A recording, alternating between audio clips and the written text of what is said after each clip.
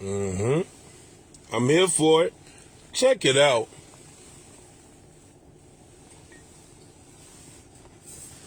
Let me drink my water real quick. Did you exercise gratitude today? Did you? I'm here for it. Free game. When you start your day, did you reflect? Simple things. I did. What I'm thankful for. Hat, coat, hoodie, socks, underwear. I didn't have this way back when. And then when I had it, it wasn't clean. And it definitely came from the Salvation Army. Yup, it definitely did. Salvation Army. All those other secondhand places. It came from there.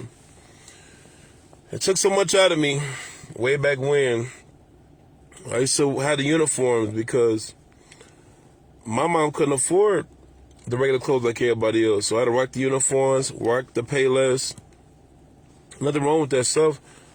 But in elementary it was. Me being picked on was inevitable. Yep. Threw me off. Traumatized me. But moving on. Gratitude. What you thankful for? I always focus on a physical, a spiritual, and a physical win. Start my day.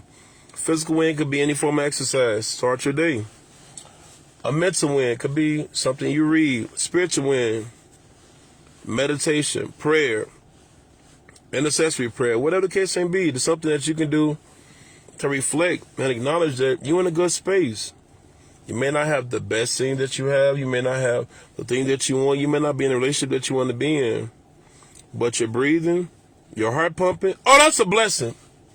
Lungs, kidneys, liver, respiratory system, metacarpals in check, open and closing, nervous function, cognitive activity. It's a blessing. You may not think that way. Walk to a children's hospital. Walk to a children's hospital. Walk to a hospice.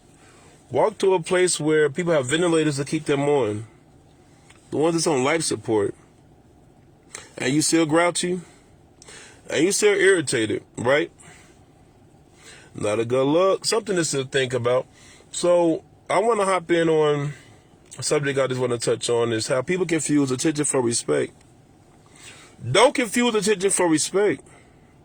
It don't look good on you. That jacket don't fit with you. That hat, that wig, that lace front, that fitted cap, that ain't a good look for you. You think because you're getting attention, you're getting respect. That's very unhealthy. A lot of people get attention when you're in front of them, but it's when you walk away from them. That's when the respect, that's when the honor comes about. You respect the person or love the person while you're in front of them, but it's an honor when they're not around. It's when they slandering you. They're putting dirt on your name. Those are moments that count. When it's an opportunity that's in front of you, do you mention your friends, family, loved ones? Do you? Huh? Do you? When you get a win, do you reach out to the same people that was there for you when you was losing? Do you? Speaking of that, it was brought to my attention due to some of my peers. They shared with me LeBron James had my birthday, which was some weeks ago. I don't know when it was. Nothing against him. What's cracking, bro? Yeah, we here for it. LeBron James had my birthday, and I noticed a lot of people was on there. They sent it to me. I went through the comment section. I noticed a lot of my peers were shouting them out, celebrating them, posting them. And once again, nothing against LeBron James, nothing against Kobe Bryant, nothing against Michael Jordan, anybody, Magic Johnson, whoever you liked or loved during your course of your life. What bothered me was same thing with LeBron James, same thing we do with Mayweather, Tank Davis, or whatever person that we look up to. We would take 3/4 of our day to acknowledge, uplift their stats and all this stuff, but the people that's in your circle, that's in your circle. I saw a fighter acknowledge, what is his name? Whatever, he a welterweight, up and coming welterweight. He a good fighter. I saw a fighter acknowledge him, and nothing wrong with that. But what baffled me was you don't have no pictures of your family, the ones that wiped your nose at the funerals, your friends, the one that gave you rides, that gave you that car, I noticed there was no pictures, there was no video, there was no acknowledgement of them. But we see a celebrity, we break our neck. Hey, look, you repost and repost. But how about the people that was helping you when you was at rock bottom? How about the people that was helping you at rock bottom? How about the people that was helping you when you didn't have no gas money? How about the ones that came to the baby shower, that came to the wedding, that came to the funeral, that came to the graduation? We don't acknowledge those people. They're not popular enough. We don't acknowledge the ones when we didn't have a washing machine, when we didn't have a dryer, when we lost water, heat, that babysit our kids, that support us when we was at rock bottom. But a celebrity, we do it all for them. And I notice when I look on these celebrity pages, everybody who comment on these celebrities, they don't respond back to y'all. You know they got a whole paid group that like y'all comments and give y'all a heart emoji. They didn't reach out to none of y'all. But yeah, here we go again. You want to acknowledge this person, but your friends and family, your mom, your dad, your uncle, your big brother, the ones who really was there for you before you was anything. We put so much into all these celebrities. These celebrities there, celebrities that. You a celebrity to somebody. Somebody look up to you. You don't post your accomplishments.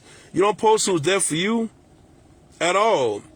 But we got this energy for everybody, and it bothered me so much because when I noticed these people that was acknowledging these celebrities, which I have no problem with, I just asked them, since this celebrity that you highlighted, were they at your graduation? Were they there when you got your first car? Was they at that funeral? Did they wipe your nose when your mom or dad passed? Definitely not. Was you able to borrow money for them when you needed that? Definitely not. When you was at rock, when you needed some advice, some insight, when somebody cheated on you or left you, was they there? They definitely wasn't. But you put this energy into the celebrity, though. All I'm saying is, acknowledge the people that been there for you. Get them their flowers while they can smell them. That's all I'm saying. Your friends, your family, throughout your post, your timeline, even if they're on your page or somebody else's page, we have a problem with high-fiving people. Why? Because they're not popular enough. They don't have enough subs. They don't got enough views. They're not cracking out here. We chasing these waves still. But you know what I noticed? We don't honor God. Nah, we don't do that. But we honor the universe. How funny how we celebrate a creation as if it's the creator. That's amazing. That's really that really hurts my head. We don't acknowledge none of that. But we take the time and entertain this foolish nonsense, random stuff. This person, them celebrities didn't do nothing for you. They didn't come to no baby shower. They didn't help you with your rent. They didn't help you with no gas money. They didn't help you get no job. They didn't help you fill out no resume. They didn't do none of that. But here you go, reposting. Acknowledge them is one thing, but when you forget about the people that's been there for you, think about it like this. If you have somebody in your circle, day in, day out, you communicating with, y'all, 1 week, 2 times out the month, whatever. When you ask them for something, everything's copacetic, right? But just think about that person you ain't heard from in a year and a half, 2 years. They reach out to you. What's the first thing we say? I ain't heard from you in all this time, and you coming for me with this big amount? It's not the big amount, it's the communication. That's how God is with us. You ain't heard from me, been waiting. You ain't reached out to him not once. As soon as you have a dire situation, now he 911 to you. What's your emergency? But if you keep that constant communication, that'll hit different. But we play these games, though. We want God help me, God please, Lord. I like Yahweh, Jehovah, whatever name you want to call him. You put this energy in him. God help me. But if you was communicating with him, just like that friend, just like that family member, just like that loved one, if that constant communication stayed open, guess what'll happen? Results, it wouldn't be a big deal. It wouldn't be no issue, but here we are. I don't know why he ain't answer my prayers. Because you treat him like a side chick. Yup, it's a transactional thing. You do for me, I do for you. And you wonder why your friends don't rock with you no more. You wonder why your love life is terrible. Because a lot of y'all govern and operate under the same frequencies. Oh, I'm a loyal dude. You're loyal as long as somebody reciprocate. But what about when they not?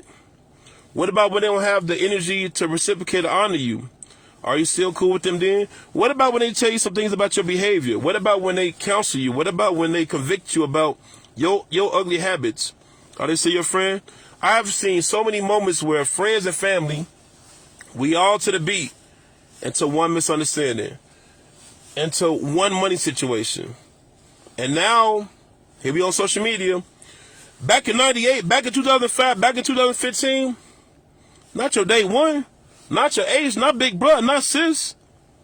Now you bashing, you throwing everything out there. But you a good friend?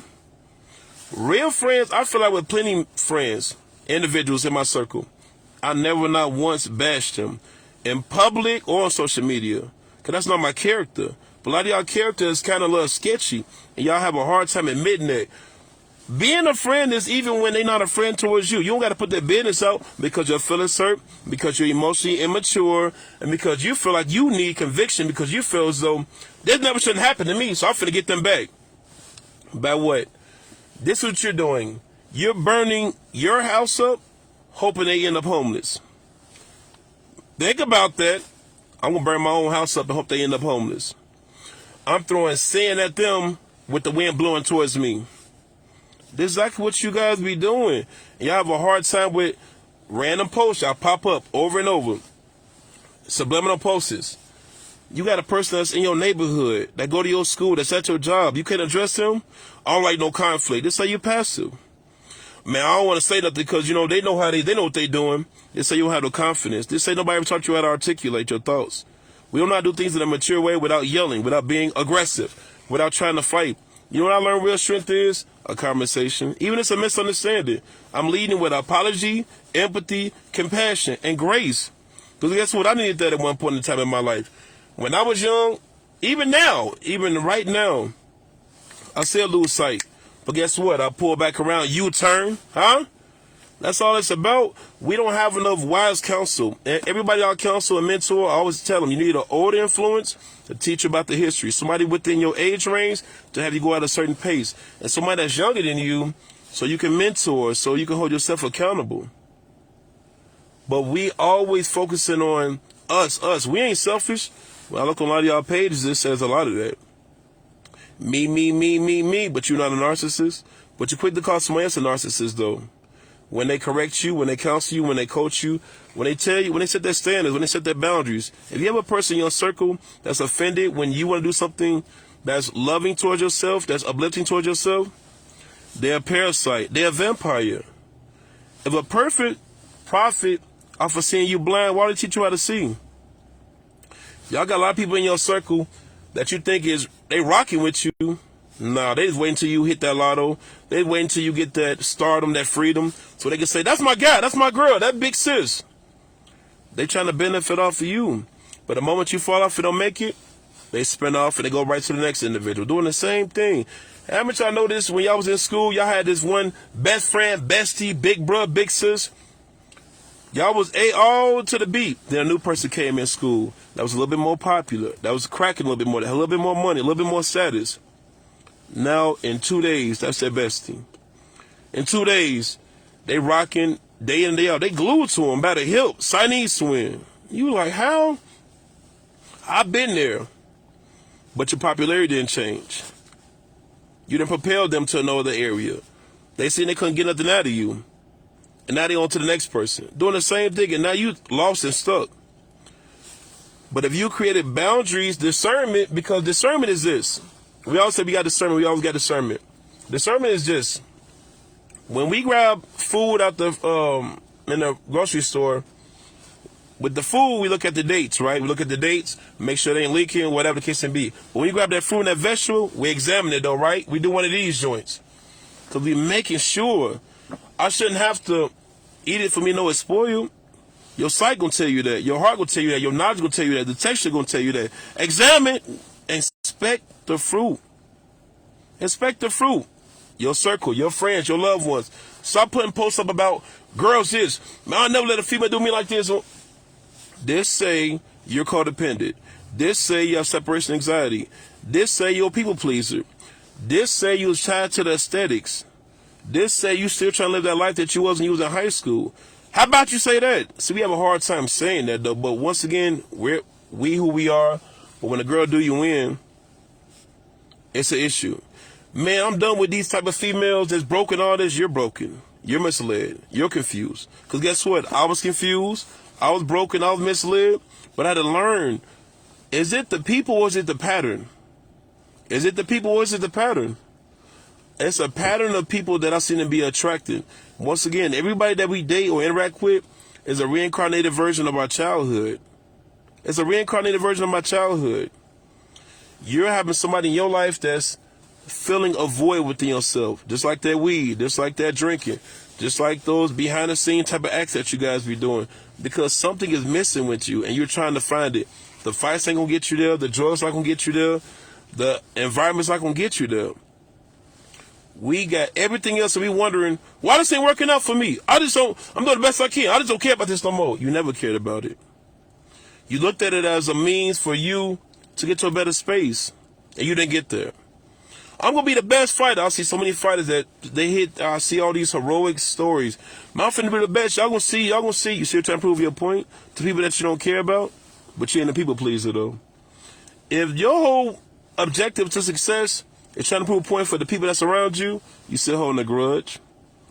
You still feeling down about yourself. They forgot about you. Most of them got dementia.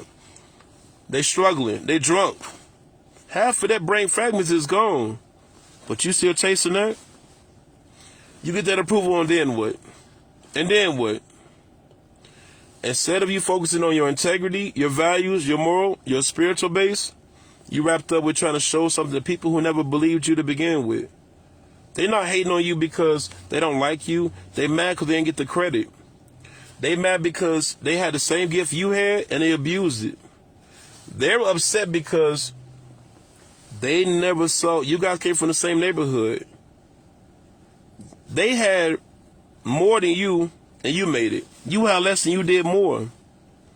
If only if you all guys remember y'all value, y'all worth, y'all tell y'all kids, y'all nieces and nephews, you're somebody, but you don't believe that. You need to pray, but you don't praise. You need to forgive, but you don't forgive. You need to let this stuff go. You need to not try to fight them or fight with your hands. But you do that stuff so much. You do that stuff so much. And you so infuriated because you are wondering why they're not following you. Because they're seeing your actions. Your conduct says it all. Your behavior says it all. Them random outbursts, it says a lot. Punching the wall says a lot. A whole lot about who you're not. A lot of you guys are walking chameleons. Y'all so everything else but yourself. If only if you knew what your purpose was. If only if you challenged your passions. But you know we continue to chase? People's approval because we feel as though ones in our circle matter to us. And then when they stop being in our circle, we're depressed, we're disappointed. And these are things, you come in, and these are things that we miss so much of. But our first objective we always tell ourselves is, oh, I love myself, I love myself. Your diet don't say that. Oh, I love myself, everything works out for me and stuff. But once again, your behavior, who you around, people learn to treat you by what you tolerate. But we miss that type of conversation. But our first thing we want to say is, they did me wrong. They did you wrong, or did you allow them to? Your insecurity allowed that to happen. The simple fact that you don't know who you was and you continue to find yourself through other individuals that never cared about you. You opportunity, you will lick. And our first thing we get is frustrated. We get overwhelmed. And our first mindset is, ain't nobody care about me. We throw out these cries and these random stuff on social media every day in and out. People need to start doing this. If you like this, leave me alone. You toxic, you're toxic. You're attracted to toxic. Your whole environment, you don't know what to do if you're not in somebody's business. If you don't have no type of drama, no type of fire to put out. And notice when you're at peace, you feel like you're bored. When you're at peace, you don't have nobody to help, nothing to do. You say, I'm bored. I need something to do with my life. You don't have one to begin with. You're surviving, but you're not thriving. And you wonder why you're in the predicament that you're in. This is a little food for thought. Ooh, hungry. Big business.